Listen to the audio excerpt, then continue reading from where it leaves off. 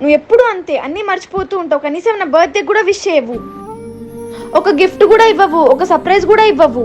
నువ్వు ఇలాగే చేస్తూ ఉండు. నీ ముందే ఏదో ఒక రోజు నేను వేరే బాయ్ ఫ్రెండ్ తో వెళ్ళిపోతా. అయ్యో నా దగ్గర డబ్బులు కూడా లేవు బేబీ. నా దగ్గర ఒక ప్లాన్ ఉంది, నువ్వు దాన్ని ఫాలో అయితే నీకు మంచి రెస్టారెంట్ లో ఫుడ్ తినిపిస్తా.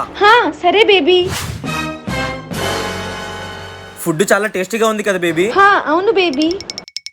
అవును బేబీ, నువ్వు జైలు నుంచి ఎప్పుడు వచ్చావు బయటికి? ఒక 3 days అయింది బేబీ. ఫస్ట్ ఆఫ్ ఆల్ నువ్వు జైలుకి ఎందుకు వెళ్ళావు? నేను ఒక 5-star హోటల్ కి వెళ్ళాను. అక్కడ నేను ఫుడ్ అంతా తిన్నాక వెయిటర్ వచ్చి బిల్ అడిగితే నా వ్యాలెట్ చెక్ చేసుకున్నాను. నా వ్యాలెట్ ఇంట్లో మర్చిపోయి వచ్చాను బేబీ ఆ రోజు. అవునా? ఆ తర్వాత ఏమైంది బేబీ? ఈ రోజు బిల్లు రేపు కడతానన్నాను అంతే, అస్సలు ఒప్పుకోలేదు. అందుకే వాడిని కోపంలో ఏసేసా.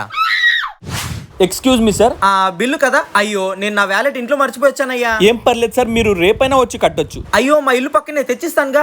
మీకెందుకు సార్ అంత శ్రమ, మీరు రేపు వస్తారు కదా అప్పుడు కట్టేయండి. ఓ బేబీ, నువ్వు సూపర్ టాలెంటెడ్ బేబీ, వెళ్దాం పదా.